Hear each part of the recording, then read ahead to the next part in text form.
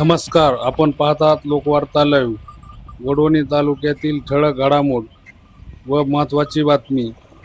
तालुक्यातील शेतकऱ्यांनी थोड्याफार झालेल्या पावसावर कापूस पिकाची लागवड केलेली आहे व सोयाबीन पिकाची पेरणी केलेली आहे. यामध्ये सध्या ही पिके कोवळ्या अवस्थेत अर्धा याच्यावर आहेत. तरी सदरील पिके हे जोपासण्यासाठी शेतकरी मैदानात उतरल्याचे दिसून येत असून या पिकांना संरक्षण देण्यासाठी शेतकरी बळीराजा धावपळ करताना दिसत आहे. यामध्ये कापूस पिकाची पाळी करताना शेतकऱ्याची लगबग सुरू असून पिकाचे संरक्षण करण्यासाठी फवारणी व कीटकनाशकाचे फवारणी करण्यासाठी शेतकरी मैदानात दिसत आहे.